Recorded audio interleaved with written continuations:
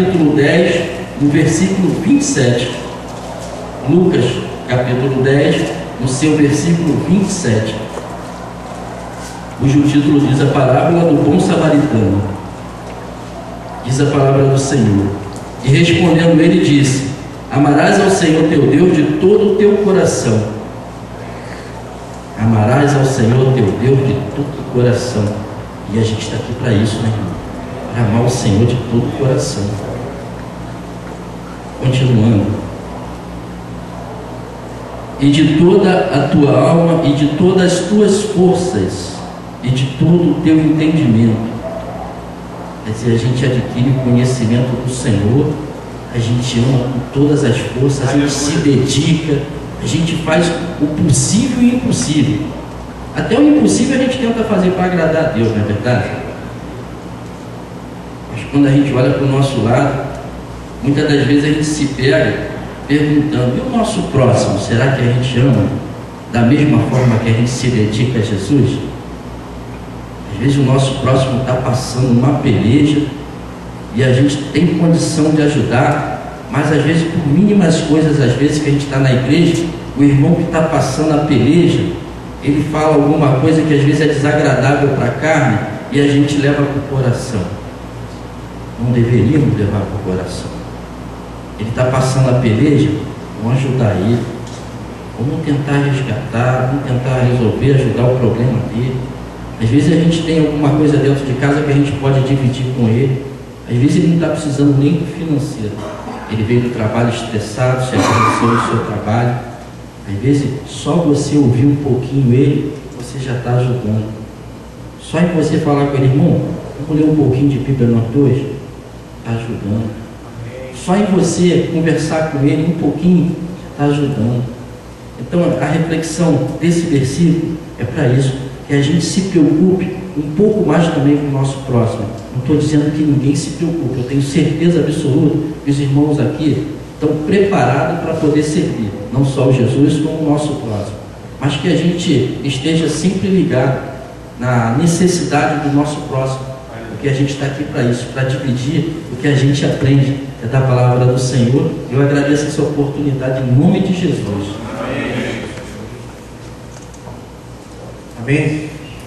Vou chamar o pastor pregador. Gente, olha só, eu estou todo bobo. Esse homem aí, a honra e para a glória do Senhor, esse cara aí vai no debate melodia falar lá, rapaz. Esse aí é o professorzaço da gente. Isso aí chega lá no debate melodia é sexta-feira e isso aí que está falando, é ele que vai falar para você hoje, por intermédio do Espírito Santo. Amém? Olha só que legal, né, Jairo? A gente alcançou esse privilégio. Ele estava falando com o Jairo ali. Já consegui trazer um homem da FAICAD, diretor da FAICAD, e aqui na nossa igreja, se a nossa igreja caísse a ficha, não é verdade, Jairo? Não é verdade, Jairo? O Davizinho, se caísse a ficha, rapaz, como tem instrumento aí da presença de Deus, ele está aqui para trazer o maná para a gente. Mas graças a Deus que você veio e Jesus está nesse lugar. Eu peço à igreja que dê uma linda salva de palmas para Jesus. Eu vou falar aqui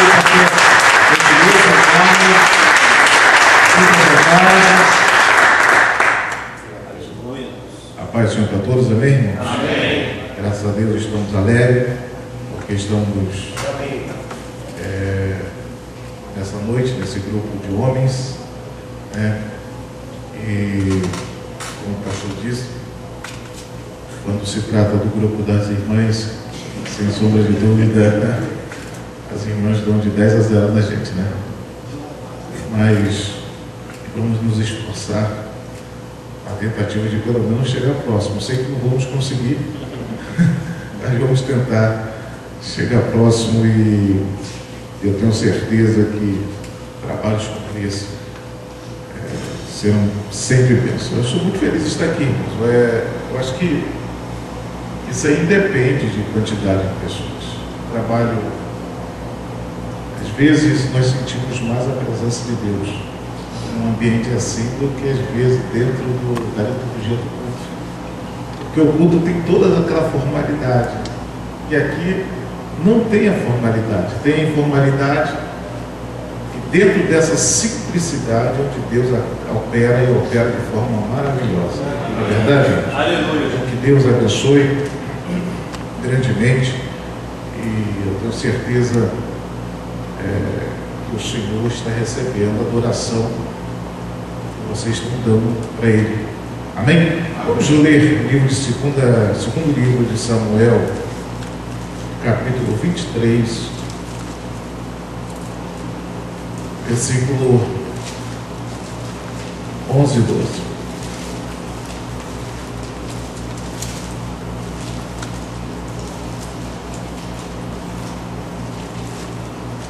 Segundo livro de Samuel, capítulo 23, versículo 11 e 12. Diz assim a palavra: e depois dele, Sama, filho de Agé, o Ararita, quando os filisteus se ajuntaram numa multidão, onde havia um pedaço de terra cheio de lentilhas, e o povo fugira diante dos filisteus. Este, pois, se pôs no meio daquele pedaço de terra e o defendeu, e feriu os filisteus, e o Senhor operou um grande livramento. Amém? Amém. Vejamos, quando recebi o convite, eu estava pedindo a Deus uma palavra bem direcionada para o grupo de homens, tendo em vista que nós temos o conhecimento dos trabalhos que são realizados nas igrejas. E veio ao meu coração essa passagem bíblica deste homem que defendeu um campo de lentilhas e o Senhor deu a ele um grande livramento. Quando nós analisamos esse capítulo 23 e há essa retrospectiva a respeito dos valentes de Davi, dos homens que lutaram ao lado de Davi, vocês são sabedores que Davi, sendo rei de Israel, ele foi cercado por muitos homens valentes, homens capazes, outros não tão valentes, outros não tão capazes, pessoas com sentimento bom, outros com sentimento ruins, uns com um desejo de servi-lo, outros simplesmente de tirar proveito, de ser amigo do rei. Mas Davi faz aqui uma retrospectiva e ele narra cerca de 33 homens que foram os seus valentes. E ele coloca por ordem os feitos que cada um realizou perante o rei, os seus atos heróicos. E quando eu analiso a história desse homem, eu fico realmente maravilhado, porque se nós observarmos que nós temos aqui os filisteus, que eram os inimigos, nós temos o povo que estava fugindo, e encontramos um homem que resolve encarar aquela batalha de frente, e a Bíblia diz que Deus produziu um grande livramento. Então eu fico pensando e perguntando: o que Deus precisa para produzir um livramento?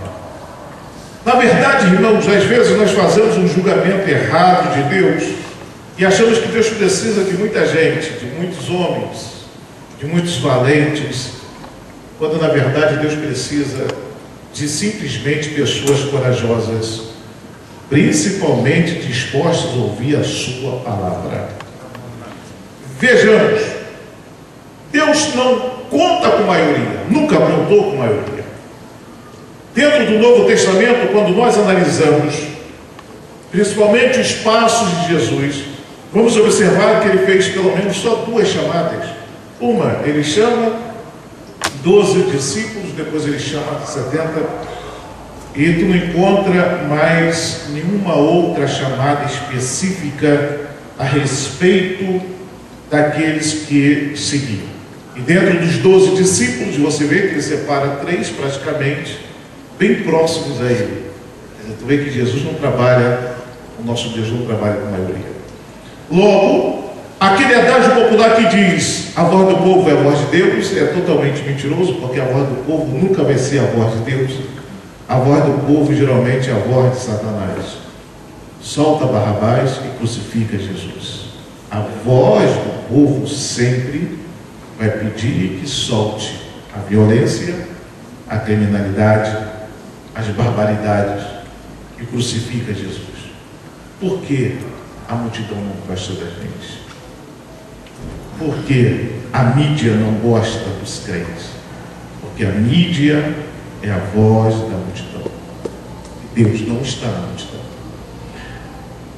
Quando eu vejo isso, analiso, há uma passagem que eu gosto quando Jesus reúne, faz um belo discurso na beira da praia.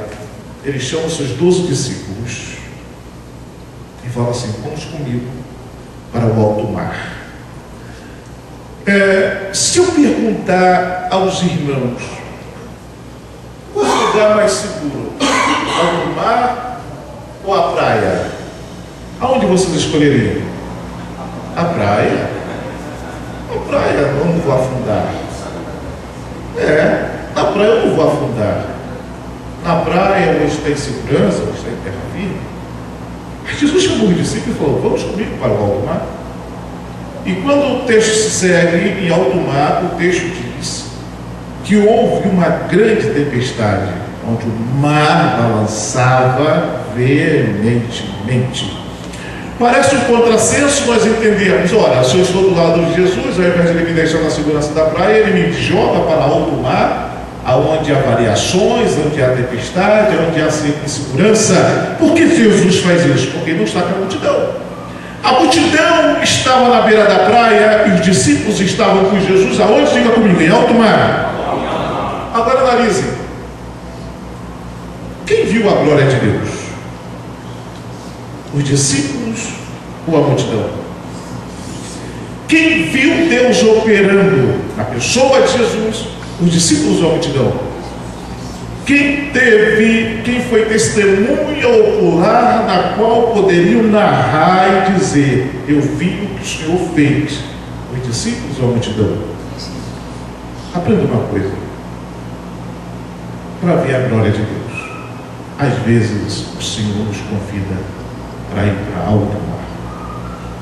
A crise talvez que você esteja passando, a dificuldade que você esteja enfrentando, a luta que você esteja vivenciando, talvez foi um convite de Deus para que você se aproxime mais dele e ele mais de você, e você tenha experiência com esse Deus que pode todas as coisas. As grandes experiências, irmãos, elas acontecem assim. Uma certa vez o profeta Naum escreveu. Acho que ele deve ter passado alguma experiência. Eu estou pregando bem à vontade, como se estivesse na reunião sala. O profeta Naum escreveu da seguinte forma. Acho que Deus falou assim: Naum, escreve aí. O senhor quer que escreva, diga aí: na tormenta eu traço os meus caminhos. Olha, que coisa linda. Se a gente perguntar, ex-presidente Lula, quando o senhor passou aquela crise política, o que veio no seu coração? Ele ia falar: olha, eu fiquei preocupado. Eu pensei que ia sofrer impeachment. Eu pensei que ia ser tirado do poder.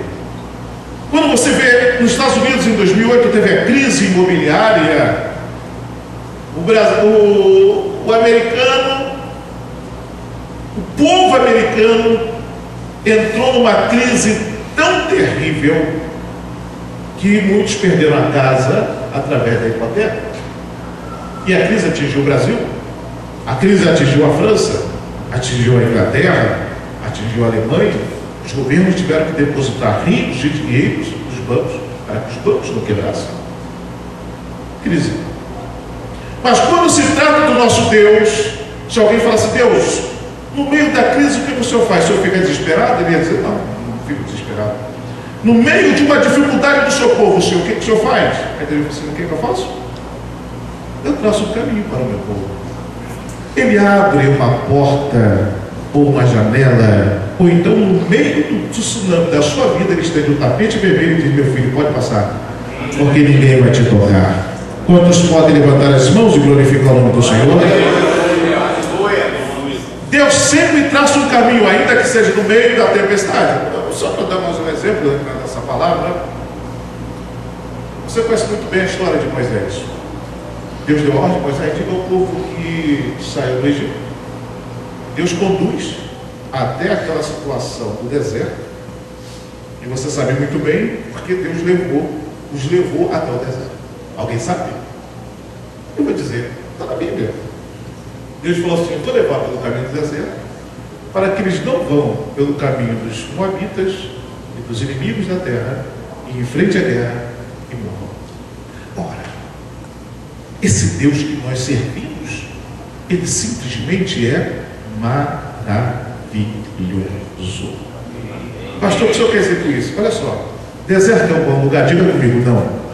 Alguém gostaria de estar no deserto nessa hora? Nessa hora o deserto deve estar lá com as temperaturas de 30 ou 20, dependendo do deserto, graus abaixo de zero. De manhã a temperatura sobe a 40, 50. No deserto é um lugar de fome, de morte, de serpente, de insegurança. No deserto você nunca ia ter um ar-condicionado desse. No deserto você nunca ia beber uma água gelada. O deserto é um lugar de prova. Mas expande-se, senhores, naquele momento, o deserto era o melhor lugar para o povo estar. Às vezes nós estamos no deserto e às vezes reclamamos.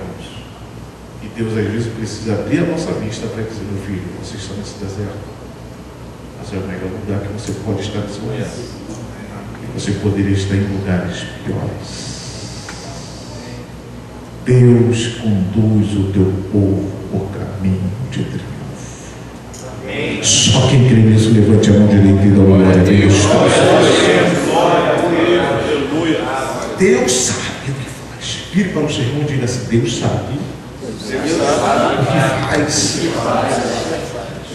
faz. Olha só, irmãos, Deus levou o povo para o deserto, conduziu. Aí lá no deserto Deus mandou maná, água, mel, que Moisés diz isso, mel tirado da rocha, trigo.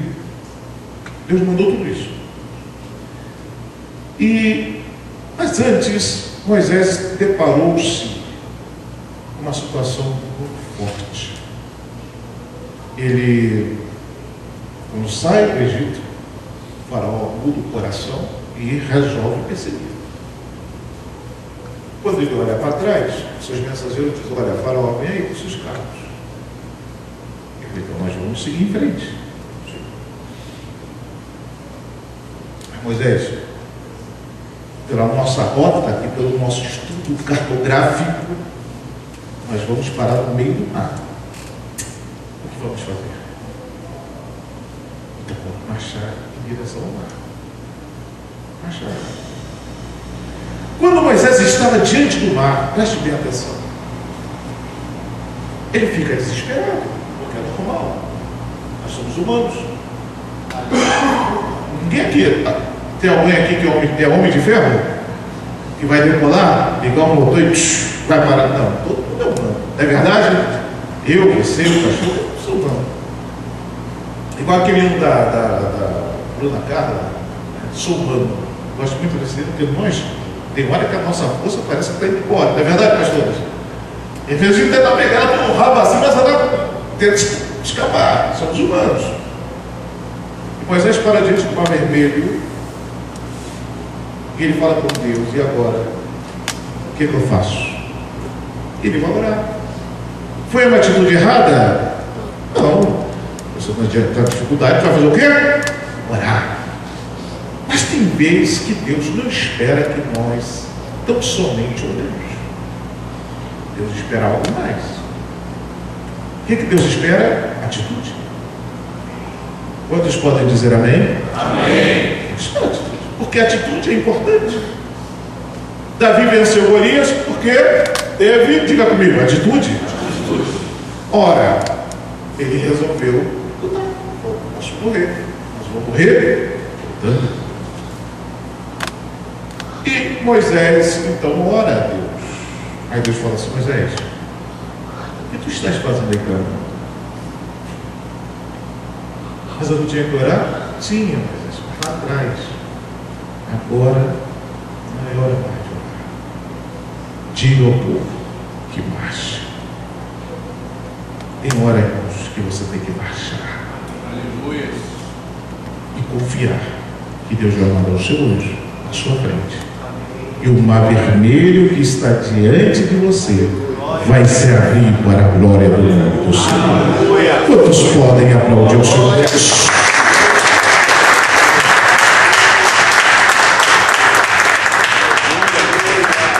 Se falamos de homem, temos que falar de atitude. Homem sem atitude é meio homem. Homem precisa ter atitude. Não é verdade? O que as nossas esposas esperam de nós? Que temos o quê? Aquela bica que precisa ser consertada, que a gente nunca conserta. Ela fala assim: se eu fosse homem, eu tinha consertado isso. Ela está dizendo ao seu banana: tem atitude, cuide da sua casa. Não é isso? Ela não vai falar, mas elas pensam. Não pensam que elas não pensam, nós temos respeito, mas elas pensam, elas só não falam. Mas aquele olhar assim que ela te olha e você, e o que foi? Ela já está dizendo: olha, precisa consertar a porta, precisa consertar o banheiro, precisa consertar aquilo que a gente às vezes faz em 2 minutos. E às vezes leva 1 mês, 2 meses, ou até anos para fazer. E quando você faz, ela fala: ah, pensei que ia fazer aniversário. Atitude. O que te trouxe aqui nessa noite para participar desse culto, que aparentemente é simples, mas é extremamente poderoso no Senhor, é atitude. Você poderia estar em casa. É evidente que eu olho daqui e vejo o semblante dos irmãos com cansaço. Não foi? Eu falei assim: o que eu falei para você ainda agora? O sono. Porque é o cansaço, a fadiga, a luta diária, o labor, que você poderia estar em casa dormindo, descansando, vendo a novela, vendo um jogo. Hoje não tem jogo, mas amanhã tem. Você poderia estar em casa vendo amanhã a derrota do Flamengo. Quer dizer, você tem atitude. Você veio aqui, e num simples gesto de você ter atitude de vir nessa noite buscar a presença de Deus, você vai sair daqui mais uma vez abençoado para a glória do nome do Senhor. Quantos creem? Levanta a mão e glorifica esse Deus maravilhoso. Atitude é importante. Você tem um comportamento de vencedor, não um comportamento de derrotado. Às vezes você vê você pode ver realmente na luta de boxe, às vezes, antes de bater o gongo, um lutador fica encarando os olhos um do outro. É como se ele falasse assim: olha, eu tenho disposição para te vencer. É como se o outro falasse: você não vai me vencer. Porque naquela troca de olhares, se um começar a olhar para o lado assim, o oponente fala assim: você está com medo. E você encarar o oponente com medo, você tem chance de perder. Se você encarar as provas que vêm sobre a sua vida, temeroso, achando que Deus não está contigo, achando que você não vai vencer, realmente você não vai vencer. No livro de Provérbios está escrito: o que deseja a sua alma, o que diz a sua alma, isso você é. E Paulo já nos deu o conselho e diz: em todas essas coisas nós somos o quê? Mais do que vencedores em Cristo Jesus. Só quem é mais do que vencedor? Eu quero ver. Levante a mão e exalte. Aleluia. E dê uma linda salva de palmas ao Senhor. Você é vencedor. Ainda que digam que não, ainda que todos digam que você vai perder, você é derrotado, mas você, não, eu sei em quem eu tenho crido, e eu sei que em todas essas coisas eu sou mais do que vencedor em Cristo Jesus. Aleluia. Que coisa linda, né, irmãos? Que coisa maravilhosa. Isso só acontece quem é crente, hein? Se você é crente, mais uma vez aplauda o Senhor, porque Ele merece.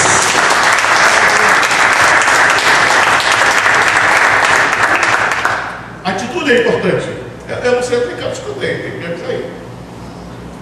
Aqui até que horas aqui? 9h33. 9h33. Mais 20. Tá bom. Atitude. Veja só o que aconteceu com Davi.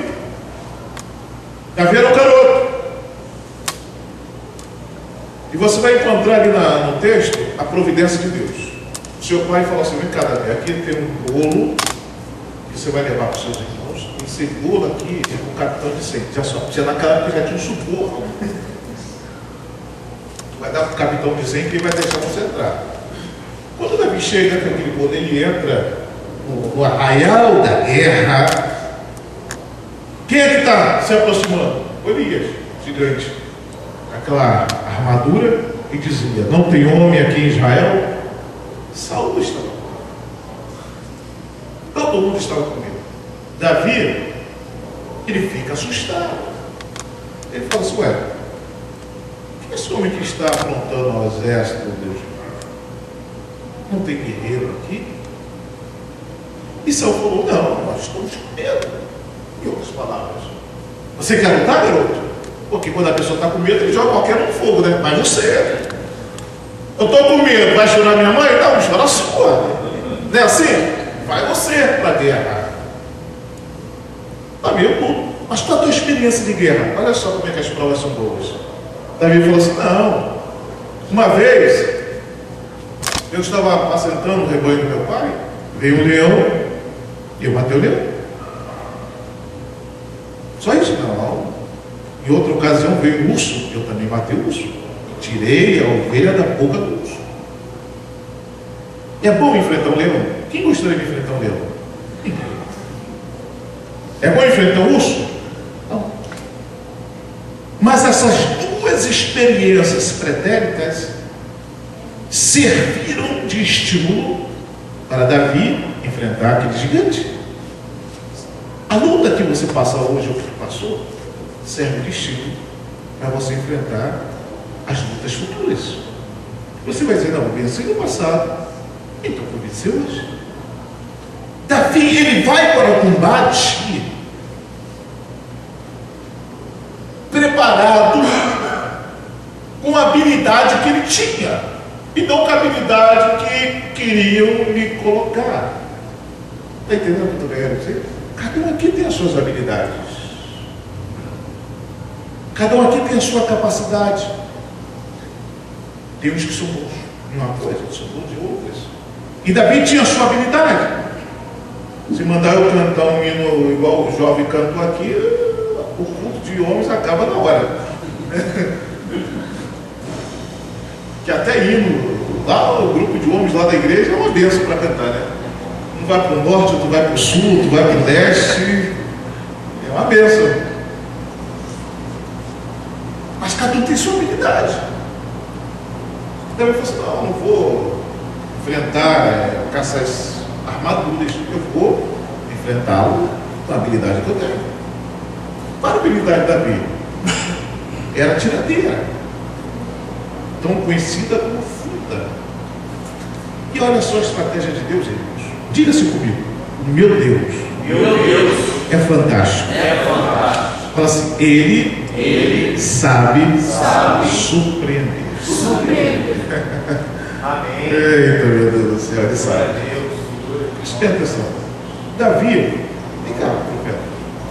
Faz de conta que você é o Golias. Opa.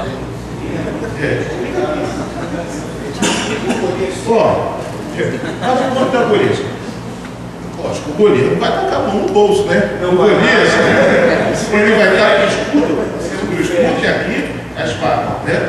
Assim. Davi, né? Mais ou menos, aquele escudo gigantesco. Aí Davi pega a funda e começa a girar. Ora, Golias está com a guarda alta, fechada. Ele não vai baixar a guarda. Então se Davi vem com a lança e joga, Ele ia parar com o escudo e ia atacar com a lança dele, com a espada, o que ele estava na mão, com a espada. Então, olha só, Davi pega a pedra, afunda e gira. Quando ele gira, o que Golias faz? Abaixa a guarda. Ele vai abaixar a guarda porque não era uma arma convencional. Ele falou assim: porventura eu sou um cão que tu venha com pedra, ou os pessoas do Davi acerta. A pedra veio, irmãos, e atingiu aqui, ó. Golias, obrigado. Golias cai, e eu desconfio que ele cai de olhos abertos. E quando ele cai, na minha concepção, ele deve ter olhado para Davi e falou assim: não é possível, eu vou perder a batalha para um garoto. Aí talvez Davi olhou e falou assim: vai perder sim, mas com uma diferença. Eu sou cheio do Espírito do Senhor. Se você estiver cheio do Espírito Santo, as batalhas você vai vencer. Se você estiver cheio do Espírito Santo, irmãos, os milagres vão acontecer na sua vida, na sua casa, nos seus negócios. Eu creio que hoje milagres vão acontecer aqui nessa noite. Só quem crê levanta a mão e glorifica o nome do Senhor mais uma vez. Aleluia. Agora preste atenção. Golias cai. Eu ia falar cair no chão, nossa, pode cair no chão. Cai. Lá vai Davi, pega a espada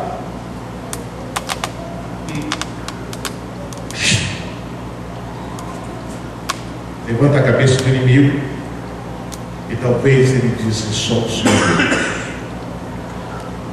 Se Davi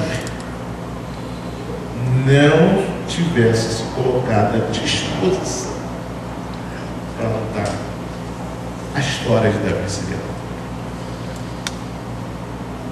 Talvez, se você não colocar à disposição do Senhor para encarar as lutas que surgem na sua vida, para encarar os problemas que levantam, talvez você vai morrer como fracassado.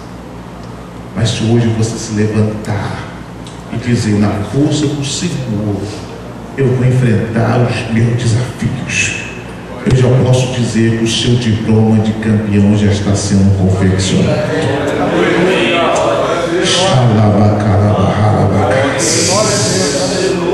Deus está abençoando a sua vida. Eu creio nisso, eu creio. Você crê? Quem crê? Quem crê? Quem crê? Quem crê nisso? Glorifica o nome do Senhor. Eu creio que Deus está agindo, aleluia, na sua vida. Aleluia. Aleluia. Mas vamos aqui, irmãos. O que aconteceu com esse homem? Tem mais 5 minutos. Todos fugiram. Diga comigo. Todos fugiram. E sabe o que acontece? Quem foge, quem se esconde, ele não pode receber os louros da vitória, porque Deus não gosta de covardes. Deus não gosta. O texto diz assim: aquele que lança a mão ao arado e olha para trás, é. Você conhece a história de Gideão? Conhece a história de Gideão? Eu escrevi um livro, Aprendendo com Gideão. Esse livro também foi esgotado. E eu acho interessante que quando a gente analisa sobre Gideão, e quando Gideão vai escolher os seus soldados, ele escolhe 32 mil pessoas, aparece 32 mil pessoas, para enfrentar uma guerra. 32 mil pessoas era insuficiente para enfrentar os moabitas, era pouco. Mas Deus falou assim: Gideão, olha, é muito. Irmãos, posso falar um segredo para vocês? Ninguém vai se escandalizar aqui, não?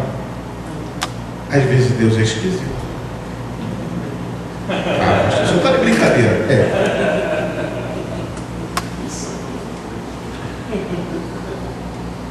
32 mil pessoas já era pouco. E Deus fala que é muito. Mas que Gideão falou assim: o senhor quer me matar do coração, Senhor? O senhor quer me matar do coração? 32 mil pessoas, o senhor está dizendo é muito, Gideão. Mas olha só, irmãos, a estratégia de Deus. É porque Deus sabe que covarde não pode andar junto com valente. Quem é valente, quem é covarde, é covarde. Eu tenho certeza que nessa igreja aqui, se o pastor Antônio Carlos tivesse um batalhão de covardes, eu duvido que essa igreja estava na posição e na postura que está. Só está porque ao seu lado formou um exército de soldados valentes. Vocês podem dizer amém por isso? Amém. Aí Deus fala para o Gideão, olha aqui, Gideão. Diga aos covardes e os medrosos que façam o quê? Vamos. Eu não tenho negócio com covardes. Não tenho negócio com frouxo. Volte para casa. E foram 22 mil pessoas. Gideão virou.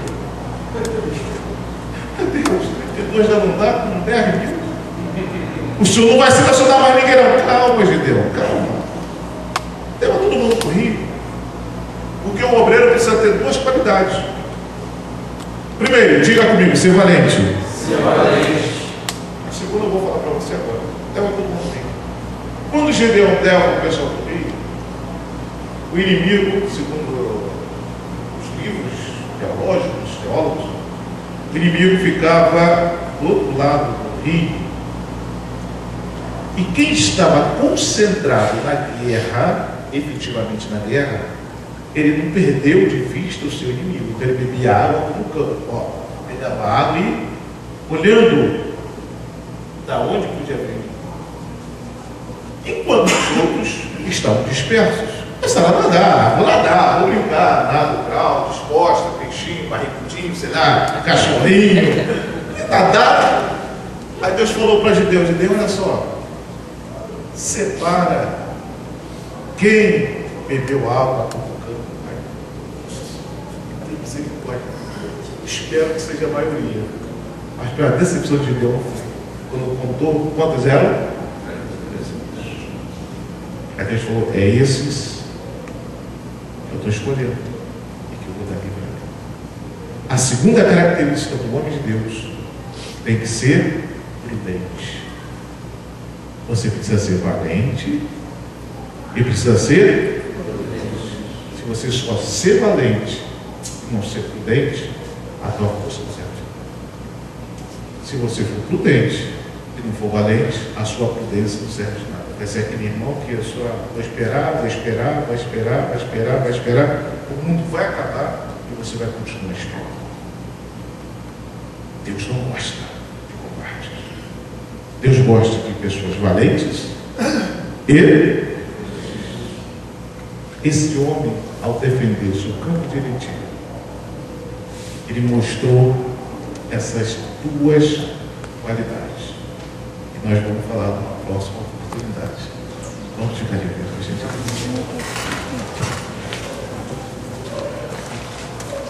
Eu faço uma oração com você. Para que Deus nos abençoe, que nos dê estas qualidades, ser prudente, ser valente e principalmente ter atitude.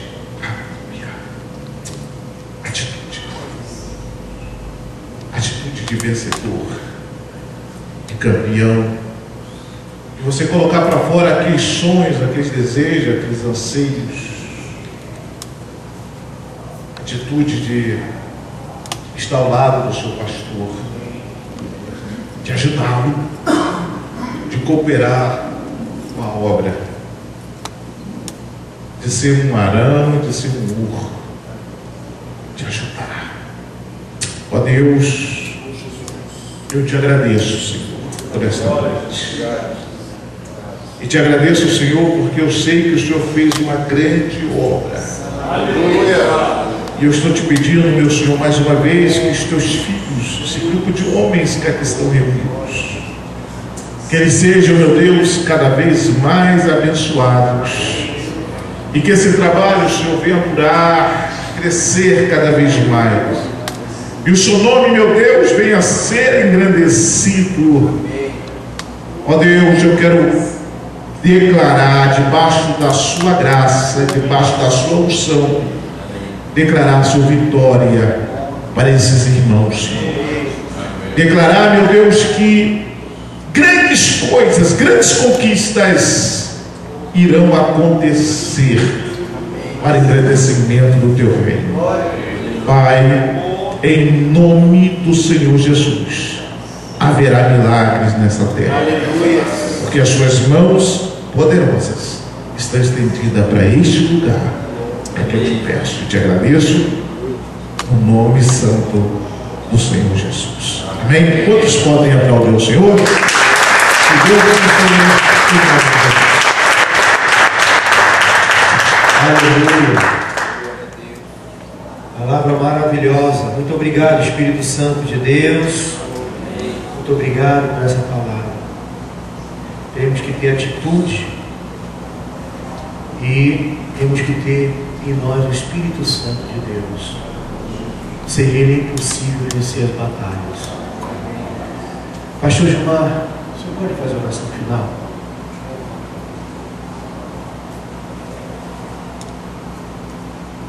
Amém.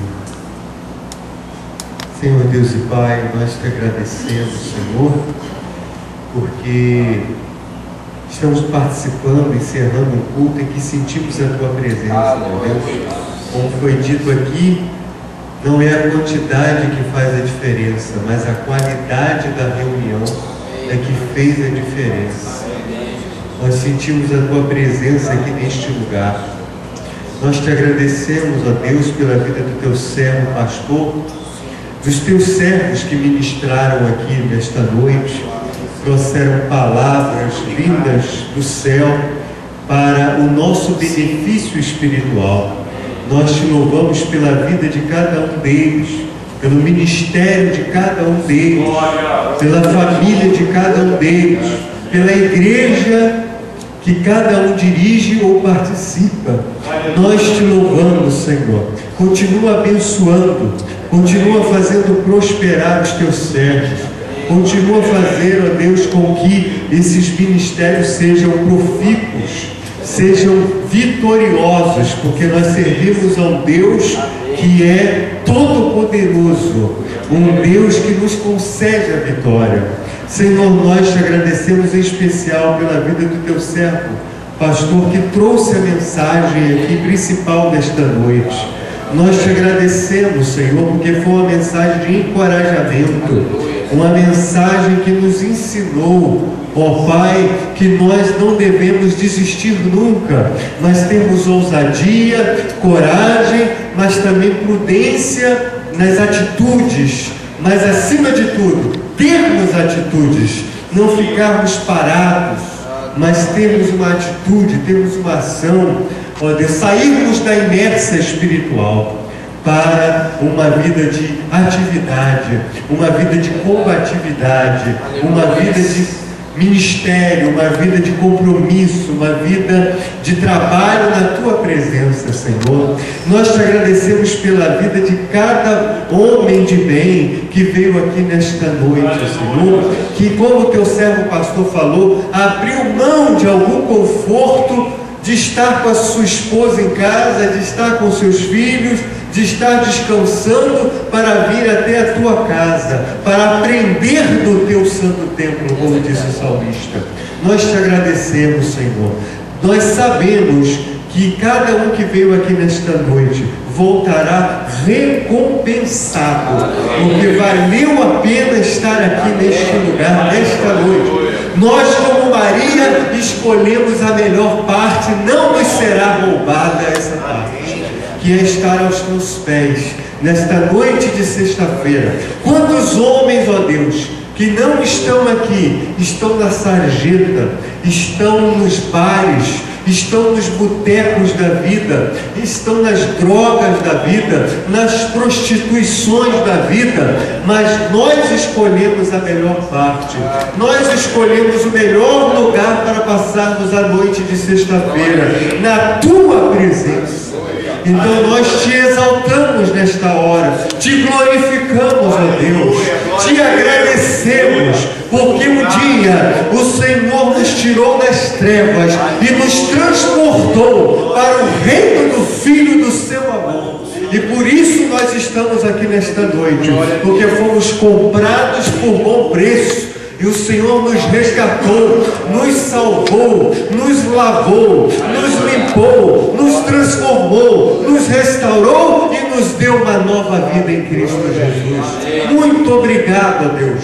Muito obrigado, porque nós aqui nesta noite podemos ouvir a Tua palavra de homens de Deus, homens que têm mensagem do céu, homens que foram transmissores do Teu recado nesta noite. Nós te agradecemos, ó Pai, pela vida do pastor Anderson, que ministra neste ministério, que lidera este ministério, que é o líder dos homens de bem.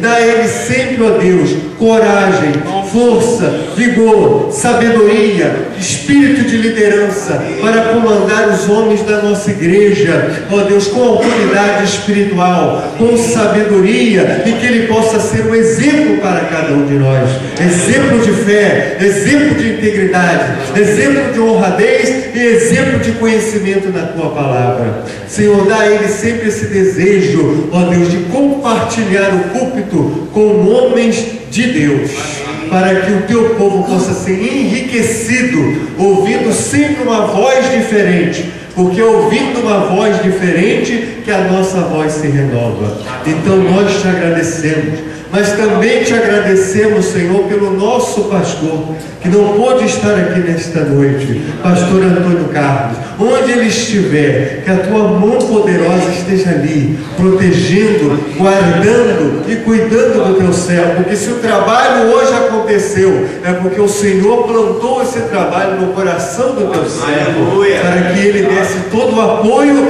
e todo o suporte para que nós realizássemos mais uma sexta-feira na Tua presença.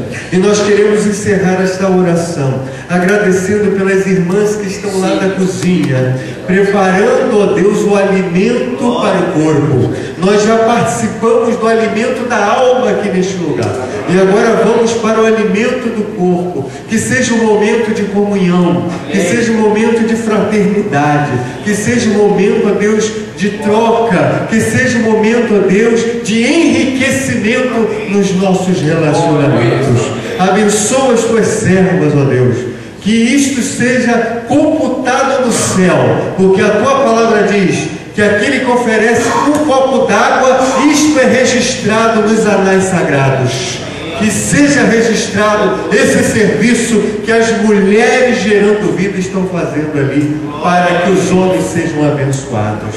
Nós te agradecemos, Senhor, e te louvamos mais uma vez, que possamos, ó Deus, ao término dos trabalhos aqui nesta noite, irmos para os nossos lares, guardados, protegidos pelo Senhor. Vai na frente, vai desembaraçando o nosso caminho, para que cheguemos em casa e encontremos tudo na mais perfeita ordem, para a Tua honra e para a Tua glória. Nós oramos assim em nome de Jesus. Se você concorda, diga amém e aplauda aquele que merece.